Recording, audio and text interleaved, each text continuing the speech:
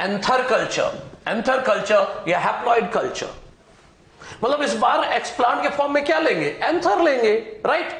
अच्छा देखो, when anthers are used as explant and grown on culture medium then it is called anther culture. Explant के form में क्या लेंगे? Anther लेंगे। और जब एंथर को एक्सप्लांट के फॉर्म में लोगे तो इसी को क्या कहते हैं? एंथर कल्चर या हैप्लॉइड कल्चर। कुछ और भी कहते हैं, जैसे कि it is also known as pollen grain culture, क्योंकि एंथर के अंदर क्या है? Pollen grain. तो पोलन ग्रेन कल्चर कहते हैं, या एंड्रोजेनिक हैप्लॉइड कल्चर। क्या कहते हैं? Androgenic haploid culture. Anther is part of what? Androecium, male part, इसीलिए बोल रहे हैं एंड्रोजेनिक हैप्लॉइड कल्चर। डिटेल में देखें, आओ देखते हैं। एंथर कल्चर करते क्यों है बच्चों? That's important. Anther culture is used for formation of haploid plants. बच्चों एंथर के अंदर मैंने क्या बोला? पोलन ग्रेन से, और पोलन ग्रेन मियोसिस से बने, मतलब हैप्लॉइड होंगे। तो अगर पोलन ग्रेन से नया प्लांट बनाओगे तो पोलन ग्रेन खुद क्या है? हैप्लॉइड। तो उससे जो नए प्लांट डेवलप होंगे वो भी क्या होंगे? हैप्लॉइड होंगे। तो हैप्लॉइड प्लांट बनाने के लिए हम एंथर कल्चर करते हैं। लेकिन बच्चों एंथर कल्चर से हैप्लॉइड प्लांट तो आते ही है, लेकिन कुछ डिप्लॉइड प्लांट भी आ जाते हैं। एंथर कल्चर जब हम करते हैं तो हैप्लॉइड प्लांट तो आते ही आते हैं, लेकिन कुछ डिप्लॉइड प्लांट भी आ जाते हैं। अब आप बोलोगे सर पोलन ग्रेन थोड़ी डिप्लॉइड होते, वो तो हैप्लॉइड ही होते हैं, हैप्लॉइड प्लांट आने चाहिए, डिप्लॉइड प्लांट कहां से आ गए? बच्चों क्यों भूल रहे हो? हमने पोलन ग्रेन नहीं डाला है, हमने एंथर डाला है। हमने क्या डाला है? एंथर। और एंथर के अंदर क्या है? पोलन ग्रेन से। एंथर के अंदर पोलन ग्रेन से, ये पोलन ग्रेन्स तो हैप्लॉइड हैं, लेकिन जो एंथर की वॉल है, एंथर की जो वॉल है वहां पर सेल्स कैसी हैं? डिप्लॉइड है। अगर आप केवल पोलन ग्रेन डालो फिर तो हैप्लॉइड प्लांट बने, लेकिन आप तो एंथर डाल रहे हो, तो पोलन ग्रेन से हैप्लॉइड प्लांट आएंगे। लेकिन जो एंथर की जो वॉल है, एंथर की जो वॉल है, बाउंड्री जो रेड कलर से मैंने बनाई, वहां पर सेल्स कैसी है? डिप्लॉइड भी है, डिप्लॉइड सेल्स है। अब डिप्लॉइड सेल्स है, उनसे अगर कोई प्लांट बनेगा तो कैसा बनेगा? Diploid, right. ये देखो, इधर देखो, अगला पॉइंट देखिए। sometime diploid plants are also formed along with haploid plants. Source of these diploid plants are cells of anther wall, यही बता रहा था, which are diploid. क्वेश्चन आ जाए एंथर कल्चर के दौरान कुछ डिप्लॉइड प्लांट्स भी मिल जाते, वो कहां से डिराइव हुए? बोल दो, cells of anther wall, right. अच्छा, अब बात आई आगे, एंथर कल्चर को आगे बढ़ाते हैं। देखो बच्चों, कोई प्लांट है capital T small T, right, तो उसका पोलन ग्रेन मदर सेल कैसी होगी? वही capital T small T. Pollen grain mother cell भी तो डिप्लॉइड होगी ना, कैपिटल टी स्मॉल टी। अब मियोसिस से पोलन ग्रेन बनाएंगे, मियोसिस से पोलन ग्रेन बनेगा तो क्या? एक पोलन ग्रेन में कैपिटल टी आ जाएगा, एक में स्मॉल टी आ जाएगा। तो पोलन ग्रेन कैसे बनेंगे? हैप्लॉइड बनेंगे। अच्छा, तो भले ही pollen grain mother cell diploid है, लेकिन मियोसिस से पोलन ग्रेन बन रहे हैं, वो तो हैप्लॉइड बनेंगे। अब पोलन ग्रेन से ही तो गैमीट डिराइव होते हैं, मेल गैमीट, तभी तो वो भी हैप्लॉइड होते हैं, राइट। अच्छा, अब ये पोलन ग्रेन कैसे है? हैप्लॉइड है, एक में कैपिटल टी एलील है, एक में स्मॉल टी एलील है। अब अगर ये पोलन ग्रेन कल्चर मीडियम में ग्रो करें, कल्चर मीडियम में, तो क्या होगा? देखो, पोलन ग्रेन पहुंचे यहां कल्चर मीडियम में, तो देखो क्या होगा भाई, सिंपल सी बात है, जो नए प्लांट डेवलप होंगे, जब रूटिंग शूटिंग मीडियम में आगे चलकर ट्रांसफर कराओगे तो प्लांट्स जो बनेंगे तो क्या बनेंगे? देखो जरा, इससे बन जाएगा haploid plant capital T allele वाला, और इस वाले पोलन ग्रेन से बन जाएगा ये वाला प्लांट स्मॉल टी एलील वाला। तो हैप्लॉइड प्लांट ही है ना, दोनों हैप्लॉइड प्लांट है, एक में कैपिटल टी एलील है और एक में स्मॉल टी एलील है, हैप्लॉइड प्लांट्स बन गए, राइट। तो पोलन ग्रेन कल्चर से क्या बनते हैं? Haploid plants. अच्छा, अब बात आई सर कि हैप्लॉइड कल्चर या एंथर कल्चर हम करते क्यों है? पोलन ग्रेन का कल्चर क्यों करा रहे? बात तो हो गई थी कि हैप्लॉइड प्लांट बनाने के लिए। देखो, इस टेक्निक को पहली बार किया किसने? This technique was first used in India to produce haploid plants of what? Which plant? Datura inoxia. Datura inoxia के हैप्लॉइड प्लांट बनाने के लिए यह टेक्निक इंडिया में पहली बार यूज की गई थी। किसने किया था यह experiment? By Guha and Maheshwari. Year भी दिया 1964 में, याद करने की जरूरत नहीं है, बस याद रखो गुहा और महेश्वरी ने किया था। अच्छा, अब हम बात कर रहे थे कि ये हैप्लॉइड प्लांट बनाए तो गए, लेकिन हैप्लॉइड प्लांट हम बनाते क्यों हैं वो देखना है हमें। देखो, यूज ऑफ हैप्लॉइड प्लांट्स, पहला स्टडी ऑफ म्यूटेशन, या पूरा बोलूं तो study of effect of mutation. Study of effect of mutation. बच्चों देखो, जब कोई डिप्लॉयड होता है, अगर कोई प्लांट डिप्लॉयड है तो उसकी हर सेल डिप्लॉयड है, मान लो कैपिटल टी स्मॉल टी वाली है, तो अगर डिप्लॉयड है तो हर जीन के दो एलील हैं। मान लो डोमिनेंट एलील भी है, रेसेसिव एलील भी है, तो डोमिनेंट एलील का इफेक्ट तो दिख जाएगा, उसी कारण वो प्लांट टॉल हो रहा है, लेकिन स्मॉल टी का इफेक्ट थोड़ी ना दिखेगा। रेसेसिव एलील एक्सप्रेस नहीं कर पाएगा अपने आप को in presence of dominant allele, right? या ऐसा बोलो ना, कोई प्लांट था कैपिटल ए, उसमें म्यूटेशन हो गया, म्यूटेशन से ये वाला जो एलील है, ये वाला एलील, म्यूटेशन से ही तो नए एलील बनते हैं, म्यूटेशन से एलील रेसेसिव हो गया, रेसेसिव नया एलील बन गया स्मॉल ए। प्लांट में म्यूटेशन हो चुका है, ये कैपिटल ए प्लांट है, अब म्यूटेशन से कैपिटल ए स्मॉल ए हो चुका है। क्या पता चल पाएगा कि इसमें म्यूटेशन हुआ है? नहीं पता चलेगा। क्यों? क्योंकि कैपिटल ए एक तो है ना, अभी डोमिनेंट एलील है ना, तो उसी का इफेक्ट दिखेगा, रेसेसिव का दिखेगा ही नहीं, राइट? तो डिप्लॉयड प्लांट में हर एलील का इफेक्ट आप नहीं देख सकते, इसलिए हम क्या करते हैं, हैप्लॉयड प्लांट्स बनाते हैं। अब अगर हैप्लॉयड प्लांट है तो एक प्लांट मान लो ये कैपिटल ए है, दूसरा प्लांट भी मान लो कैपिटल ए था, हैप्लॉयड प्लांट है, मान लो म्यूटेशन हो गया, ये कैपिटल ए से म्यूटेशन से एक नया एलील बन गया स्मॉल ए, तुरंत पता चल जाएगा ना इफेक्ट, तुरंत पता चल जाएगा इफेक्ट, क्योंकि एक ही एलील है। अब अगर हैप्लॉयड प्लांट है, मतलब क्या है, उसमें हर जीन का एक ही एलील है, अब चाहे वो डोमिनेंट एलील हो तो उसका भी इफेक्ट दिखेगा, रेसेसिव एलील है तो उसका भी इफेक्ट दिखेगा। तो हैप्लॉयड प्लांट इसीलिए बनाते हैं ताकि म्यूटेशन चाहे डोमिनेंट वाला हुआ हो या रेसेसिव वाला, हर तरह के म्यूटेशन का इफेक्ट देखा जा सके, क्योंकि हैप्लॉयड प्लांट है मतलब हर एलील एक ही बार है वहां पर, अब चाहे वो डोमिनेंट एलील हो या रेसेसिव एलील हो, अपना इफेक्ट दिखा पाएगा। तो स्टडी इफेक्ट ऑफ म्यूटेशन हम बनाते हैं हैप्लॉयड प्लांट्स। अगला देखें, फॉर्मेशन ऑफ क्या, प्योर लाइंस। प्योर लाइन समझते हैं ना बच्चों, होमोजाइगस प्लांट्स, होमोजाइगस प्लांट्स को ही तो प्योर लाइन बोलते हैं। तो चलिए देखते हैं क्या लिखा हुआ है यहां पर, ये देखिए, फॉर्मेशन ऑफ प्योर लाइंस या homozygous diploid plants in a very short time. Homozygous plant बनाना हो तो यह सबसे आसान तरीका है। पहले क्या होता था, अगर कोई होमोजाइगस प्लांट बनाना है तो सेल्फ पॉलिनेशन कराना पड़ता था कई जनरेशन तक।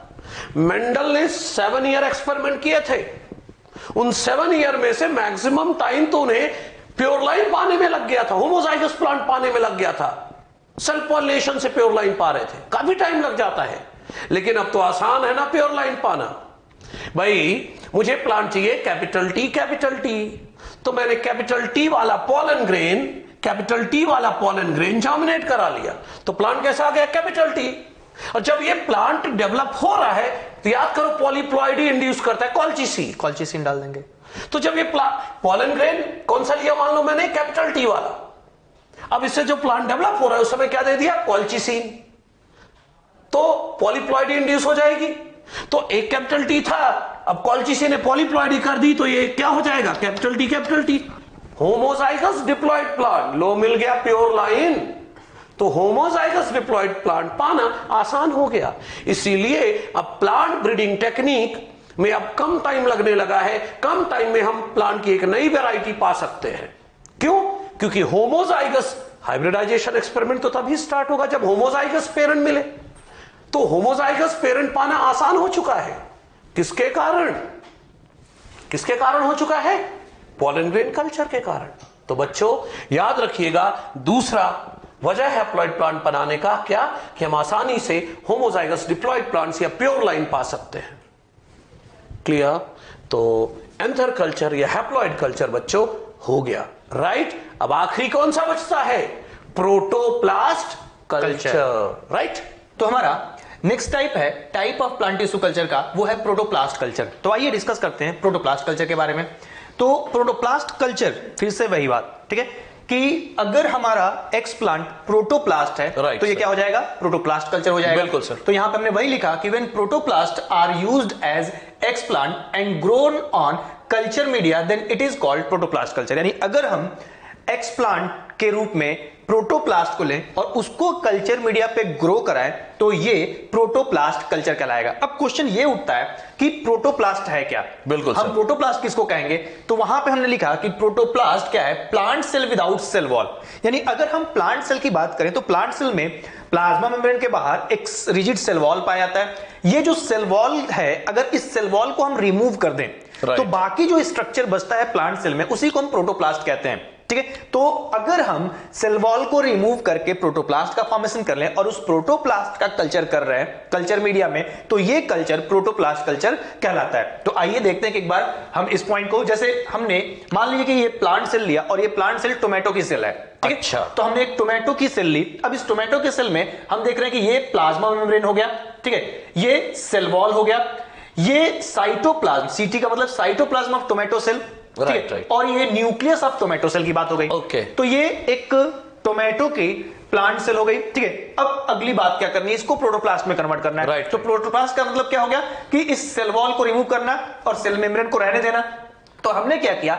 Remove cell wall, cell wall को रिमूव किया। राइट। जब सेल वॉल को रिमूव किया तो जो कंटेंट बचा सेल वॉल के बाद, वो कंटेंट हमारा क्या हो गया? यही हमारा प्रोटोप्लास्ट कहलाएगा। यानी इसमें क्या होगा? सेल मेम्ब्रेन होगा, लेकिन सेल वॉल को हमने यहां से हटा दिया है, इसीलिए लिखा है plant cell without cell wall. तो जब प्लांट सेल से हम सेल वॉल को रिमूव कर देते हैं तो जो बचता है उसी को हम क्या कह रहे हैं? प्रोटोप्लास्ट कह रहे हैं। और प्रोटोप्लास्ट में जो आउटर बाउंड्री हमको देखने को मिलती है वो होती है सेल मेम्ब्रेन। बिल्कुल सर। अब बात करते हैं प्रोटोप्लास्ट कल्चर का यूज क्या है। बिल्कुल। तो प्रोटोप्लास्ट कल्चर का यूज है formation of somatic hybrid, somatic hybrid बनाना। अब ध्यान से सुनिए, सोमैटिक हाइब्रिड, ये हाइब्रिड वर्ड आपने एक बार और पढ़ा, ठीक है। जब हम हाइब्रिडाइजेशन एक्सपेरिमेंट की बात पीछे कर रहे थे तो वहां पे हम सेक्सुअल रिप्रोडक्शन का यूज कर रहे थे, राइट सर। और सेक्सुअल रिप्रोडक्शन से दो डिफरेंट प्लांट या जीनस या स्पीसीज की बात करें तो उनके गैमेट्स को आपस में फ्यूज करा रहे थे जो कि हैप्लॉइड सेल थे, बिल्कुल, ठीक है। और उनके थ्रू हम हाइब्रिड प्लांट बना रहे थे।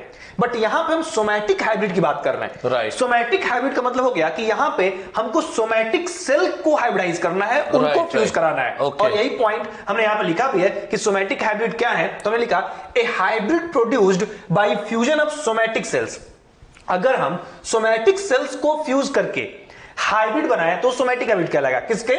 सेल ऑफ टू जीनस, दो अलग अलग जीनस के प्लांट के सोमैटिक सेल लें, स्पीसीज दो अलग अलग स्पीसीज के प्लांट के सोमैटिक सेल्स को ले लें, या फिर वैरायटीज दो अलग अलग वैरायटीज के प्लांट के सोमैटिक सेल्स को ले लें, and this process is called somatic hybridization. और उनको फ्यूज कराएं तो जो हाइब्रिड बनेगा वो सोमैटिक हाइब्रिड कहलाएगा, और यही प्रोसेस सोमैटिक हाइब्रिडाइजेशन कहलाएगा। तो एक बार फिर से ध्यान से सुनिए कि प्रोटोप्लास्ट कल्चर की मदद से हम सोमैटिक हाइब्रिड बनाते हैं। सोमैटिक हाइब्रिड क्या है? तो सोमैटिक हाइब्रिड है दो अलग अलग जीनस के प्लांट का, दो अलग अलग स्पीसीज के प्लांट का, या फिर दो हम बात कर रहे हैं कि दो अलग अलग वैरायटीज के प्लांट के सोमैटिक सेल्स को लें और उन सोमैटिक सेल्स को आपस में फ्यूज करके एक हाइब्रिड बनाएं, वो हाइब्रिड सोमैटिक हाइब्रिड कहलाएगा, और ये प्रोसेस सोमैटिक हाइब्रिडाइजेशन कहलाएगा। अब बात करते हैं अगला कि सोमैटिक हाइब्रिड बनाने के स्टेप्स कौन कौन से होंगे। बिल्कुल सर, ठीक है।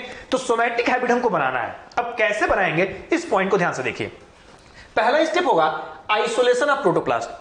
याद कीजिए प्रोटोप्लास्ट कल्चर के अंदर सोमैटिक हाइब्रिड आ रहा है, यानी इनको प्रोटोप्लास्ट बनाना पड़ेगा। बिल्कुल। तो सबसे पहले जिस भी दो अलग अलग वैरायटी स्पीसीज या जीनस के प्लांट की सेल ले रहे हैं, ठीक है, उनका प्रोटोप्लास्ट का फॉर्मेशन करना है, यानी हमको उनके सेल वॉल को रिमूव करना होगा। तो सर सेल वॉल को हटाना जरूरी भी है, क्योंकि अगर सेल वॉल रहा तो वो तो रिजिड है, तो दो प्लांट सेल आपस में फ्यूज ही नहीं हो पाएंगे, इसलिए हमको सेल वॉल हटाना भी है। तो ये इसेंशियल स्टेप हो गया, ठीक है। तो आइसोलेशन ऑफ प्रोटोप्लास्ट, प्रोटोप्लास्ट को आइसोलेट करना।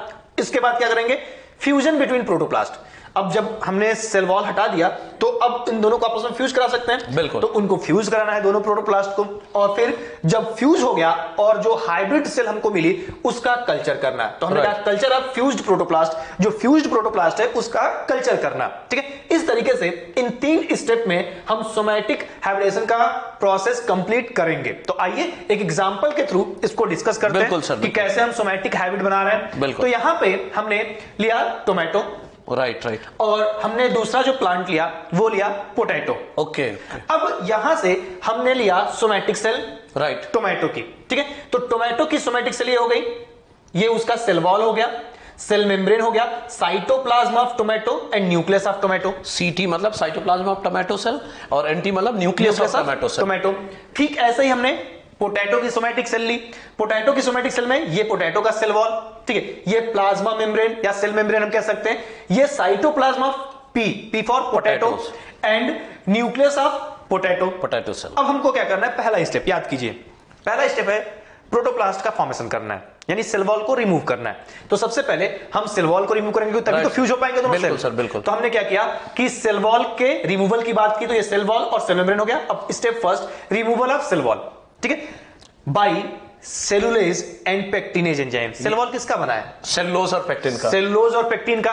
तो हम एंजाइमेटिक डिग्रेडेशन करने जा रहे हैं, बिल्कुल सर। यानी हमने सेलुलेज एंजाइम डाल दिया, उसने सेलुलोज को डाइजेस्ट कर दिया, और पेक्टिनेज एंजाइम से ट्रीट किया, उसने पेक्टिन को डिग्रेड कर दिया। इस तरीके से जो आउटर बाउंड्री थी उस आउटर बाउंड्री का एंजाइमेटिक डिग्रेडेशन करके हमने सेल वॉल को यहां पे डिसॉल्व कर दिया, तो प्रोटोप्लास्ट मिल जाएगा। तो जैसे ही सेल वॉल को डिसॉल्व किया हमने देखा कि ये टोमेटो का प्रोटोप्लास्ट हो गया, और यहां पे हम बात करें तो अगला ये पोटैटो का हमारा प्रोटोप्लास्ट हो गया। तो हमने दोनों सेल की प्रोटोप्लास्ट, दोनों पर्टिकुलरली प्लांट के प्रोटोप्लास्ट हमने तैयार कर लिए। राइट। तो पहला स्टेप हमारा कंप्लीट हो गया।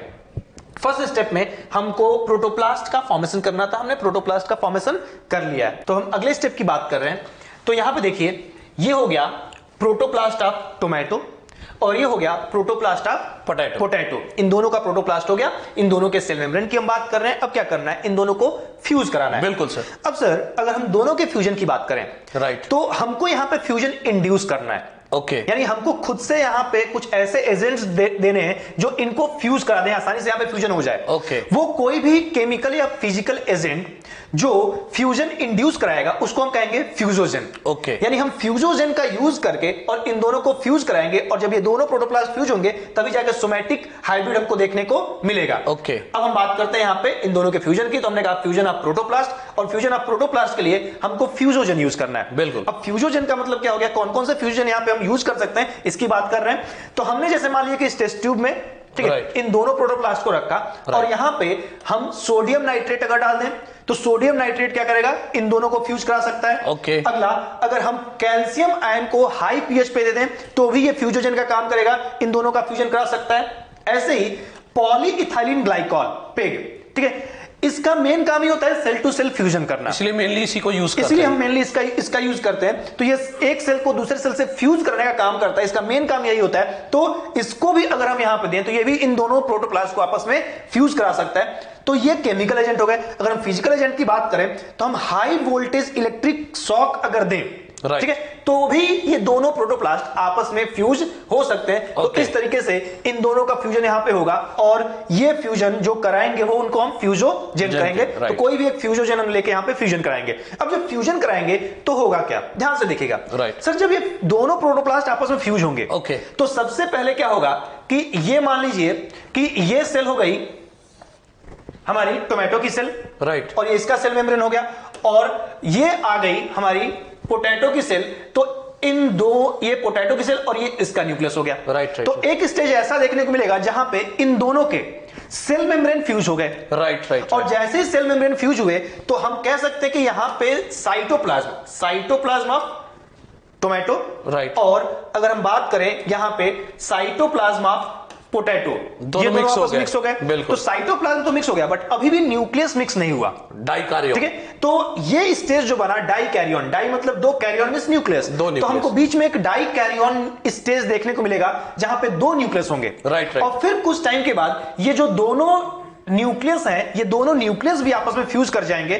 और जब दोनों न्यूक्लियस फ्यूज कर जाएंगे तो यहां पे हमको ये स्टेज देखने को मिलेगा जहां पे हमको एक सिंगल न्यूक्लियस दिखाई देगा और इस सिंगल न्यूक्लियस में दोनों के न्यूक्लियर कंटेंट होंगे, यानी न्यूक्लियस ऑफ टोमेटो और न्यूक्लियस ऑफ पोटैटो दोनों आपस में मिक्स हो चुके हैं। और इस तरीके से ये जो स्टेज बनेगा, ये जो सेल बनेगी, इसी सेल को हम सोमैटिक हाइब्रिड कहेंगे। ये फ्यूज्ड प्रोटोप्लास्ट हो गया। तो ये सोमैटिक हाइब्रिड का फॉर्मेशन ऐसे हमने किया, तो ये सोमैटिक हाइब्रिडाइजेशन हो गया यहां तक का स्टेज। यानी हमने प्रोटोप्लास्ट का फॉर्मेशन किया, सेल वॉल को हटाया, दोनों को फ्यूज करके सोमैटिक हाइब्रिड बनाया और प्रोसेस हो गया सोमैटिक हाइब्रिडाइजेशन। ठीक है, तो अब हम अगली बात करते हैं। सोमैटिक हाइब्रिड तो हमने बना लिया, बिल्कुल। इसके बाद हमको क्या करना था, third step, culture of fused protoplast या सोमैटिक हाइब्रिड। इस सोमैटिक हाइब्रिड या फिर फ्यूज्ड प्रोटोप्लास्ट का कल्चर करना था। नहीं, अब हमको कल्चर मीडिया चाहिए, बिल्कुल। तो हमने क्या किया कि सोमैटिक हाइब्रिड या प्रोटोप्लास्ट लिया, कल्चर मीडिया लिया। इस कल्चर मीडिया पे हम इसको क्या करेंगे, रखेंगे, इसको ग्रो कराएंगे।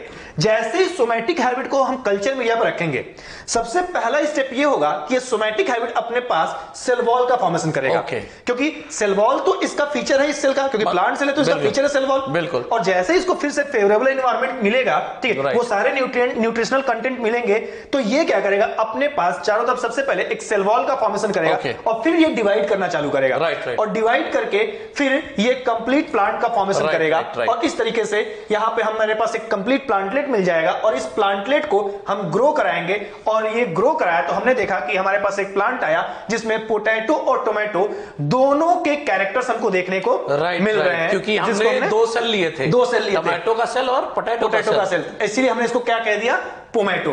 तो यहां पे पोमैटो का फॉर्मेशन हो गया जहां पे हम पोटैटो और टोमेटो दोनों के कैरेक्टर देख रहे हैं। बट अगर एक्चुअली बात की जाए तो इसमें कई सारे ऐसे डिजायरेबल कैरेक्टर हम चाहते थे जो आए, वो डिजायरेबल कैरेक्टर यहां पे नहीं आ पाए, इसलिए ये कॉमर्शियल लेवल पे इसका प्रोडक्शन सक्सेसफुल नहीं हो पाया। मतलब सोमैटिक हाइब्रिड तो बनाया लेकिन कॉमर्शियल एक्सप्लॉयटेशन नहीं किया जा सकता इसका। ठीक है, तो अगली बात करते हैं, अगले पॉइंट को डिस्कस करें सोमैटिक हाइब्रिडेशन में। तो हमने कहा कि somatic hybridization is also called as parasexual hybridization. ध्यान से सुनिएगा, ये कई बार आपसे पूछ दिया जाएगा कि पैरासेक्सुअल हाइब्रिडेशन किसको कहा जाता है। तो सोमैटिक हाइब्रिडेशन जो है इसी को हम पैरासेक्सुअल हाइब्रिडेशन भी कहते हैं, ये नाम आपको याद रखना है। अगली बात कर रहे हैं एग्जांपल ऑफ सोमैटिक हाइब्रिड्स, कुछ और सोमैटिक हाइब्रिड की बात करें। ठीक है, तो हमने पहला पोमैटो अभी जो डिस्कस किया, ये सोमैटिक हाइब्रिड है between potato and tomato, potato और टोमेटो के बीच में। ठीक है, दूसरा अगर हम बात करें ब्रोमैटो, तो ब्रोमैटो जो था वो सोमैटिक हाइब्रिड था बिटवीन ब्रिंजल एंड टोमेटो, यानी एक सोमैटिक सेल ब्रिंजल की ले लें और एक सोमैटिक सेल हम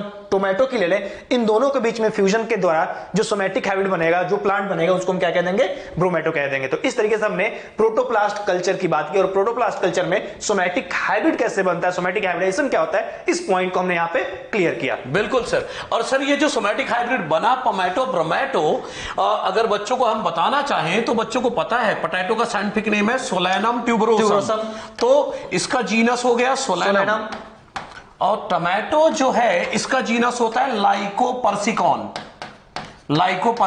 इसका जीनस। मतलब पोटैटो और टोमेटो दोनों अलग अलग जीनस के प्लांट है, तो मतलब टोमेटो जो है दो अलग अलग जीनस का हाइब्रिड है, मतलब इंटरजेनेरिक सोमैटिक हाइब्रिड हो जाएगा, राइट। इसी तरह सर ब्रिंजल का भी जीनस सोलैनम ही है और टोमेटो का लाइकोपर्सिकॉन, तो दो अलग अलग जीनस के हैं ये दोनों, इंटरजेनेरिक सोमैटिक हाइब्रिड। तो बच्चों पोमैटो और ब्रोमैटो याद रखिएगा ये इंटरजेनेरिक सोमैटिक हाइब्रिड है, राइट। तो बच्चों ये पढ़ लिया हमने सोमैटिक हाइब्रिड बनाना, somatic hybridization technique, protoplast culture पढ़ा हमने। तो बच्चों अब आखिरी बात जो करनी है वो देखें, ये देखिए प्लांट टिश्यू कल्चर साइब्रिड ये बोलते हैं साइटोप्लाज्मिक हाइब्रिड, राइट। साइब्रिड जो बनेगा वो कैसे अलग है सोमैटिक हाइब्रिड से, छोटा सा जान ले। सर ने जो सोमैटिक हाइब्रिड बनाया था उसमें दो अलग अलग प्लांट की सेल का साइटोप्लाज्म और न्यूक्लियस दोनों फ्यूज कराया था, लेकिन यहां पर क्या होने वाला है, साइटोप्लाज्मिक हाइब्रिड, ये दो अलग अलग प्लांट सेल की न्यूक्लियस का फ्यूजन नहीं कराऊंगा, सिर्फ साइटोप्लाज्म का फ्यूजन कराऊंगा, तब ना साइटोप्लाज्मिक हाइब्रिड बनेगा, उसी को क्या बोलेंगे, साइब्रिड। कैसे बनेगा वो देखो, ये प्रोटोप्लास्ट ऑफ सेल ए, मतलब कोई ए नाम का प्लांट है उसकी सेल का प्रोटोप्लास्ट, ये बी नाम का कोई प्लांट है उसकी सेल का प्रोटोप्लास्ट, राइट। मुझे करना क्या है वो समझो आप। मुझे एक्चुअली इस प्लांट के साइटोप्लाज्म में एक जीन है, साइटोप्लाज्मिक जीन है। अरे क्लोरोप्लास्ट में होती है ना साइटोप्लाज्मिक जीन, और माइटोकॉन्ड्रिया में, राइट। तो इस सेल के, इस प्लांट की सेल के साइटोप्लाज्म में कोई इंपॉर्टेंट सी साइटोप्लाज्मिक जीन है, माइटोकॉन्ड्रिया या क्लोरोप्लास्ट में। उस साइटोप्लाज्मिक जीन को मुझे इसमें ट्रांसफर करना है। क्या करना है? उसकी साइटोप्लाज्मिक जीन, कोई इंपॉर्टेंट सी साइटोप्लाज्मिक जीन है जिसे मुझे क्या करना है? इसमें ट्रांसफर करना है। तो क्या करूंगा वो देखो। प्रोटोप्लास्ट तो बना लिया सेल वॉल हटा के, अब आगे देखो। न्यूक्लियस हटा देंगे। हमारे पास कई तरह के मेथड है एडवांस लेवल पर जिससे हम न्यूक्लियस को हटा सकते हैं, सक्शन के थ्रू हटा सकते हैं। न्यूक्लियस हटा देंगे कुल मिला के। न्यूक्लियस हट गया। अब जब न्यूक्लियस हट गया तो क्या बचा? साइटोप्लाज्म बचा, राइट। अब इसमें सिर्फ साइटोप्लाज्म है और साइटोप्लाज्मिक जीन ही तो देना है इसको, राइट। अब कराओ फ्यूजन, अब कराओ फ्यूजन प्रोटोप्लास्ट का, तो क्या होगा? न्यूक्लियस तो केवल ए प्लांट का ही बस होगा, लेकिन साइटोप्लाज्म ए और बी प्लांट दोनों का होगा। तो हुआ ना ये साइटोप्लाज्मिक हाइब्रिड। दो अलग अलग प्लांट सेल का, दो अलग अलग प्लांट की सेल का हाइब्रिड है ना, लेकिन कैसा हाइब्रिड? Cytoplasmic hybrid. न्यूक्लियस तो केवल एक ही प्लांट सेल का है, मतलब ये जो हाइब्रिड है इसमें न्यूक्लियर जीनोम, न्यूक्लियर जीन्स केवल एक ही प्लांट सेल की है, लेकिन साइटोप्लाज्मिक जीन दो प्लांट के हैं। देखो जरा, हमने यही लिखा है, hybrids possess nuclear genome from, hybrid possess nuclear genome from only one parent. Obvious है, न्यूक्लियर जीन तो केवल एक ही पेरेंट का है, but cytoplasmic genes from both the parents. देखो ना, cytoplasmic gene cytoplasm A plant का भी है, साइटोप्लाज्म बी प्लांट का भी है। तो साइटोप्लाज्म में मतलब साइटोप्लाज्मिक जीन भी है दोनों प्लांट का, right. And formation of hybrid is called hybridization. जैसे सोमैटिक हाइब्रिड का बनना क्या कहलाता था? Somatic hybridisation. वैसे हाइब्रिड का बनना हाइब्रिडाइजेशन। और क्यों करते हैं हाइब्रिडाइजेशन, क्यों बनाते हैं हाइब्रिड? बताया तो, for transfer of cytoplasmic gene. यही लिखा है मैंने, देखो। Hybrid help in transfer of cytoplasmic genes. तो याद रखिएगा, कोई क्वेश्चन पूछेगा हाइब्रिड क्या होते हैं तो बोल दो एक ऐसा हाइब्रिड हम बनाते हैं जिसमें न्यूक्लियर जीन एक ही प्लांट की होगी, लेकिन साइटोप्लाज्मिक जीन दो अलग अलग प्लांट के होंगे। क्वेश्चन आएगा हाइब्रिड क्यों बनाते हैं तो बोल दो for transfer of cytoplasmic gene, right. अच्छा बच्चों, तो कुल मिला के बच्चों हमने प्लांट ब्रीडिंग में जो प्लांट टिश्यू कल्चर पढ़ रहे थे कंप्लीट हुआ, और इस तरह हमने प्लांट ब्रीडिंग पार्ट कंप्लीट किया, राइट।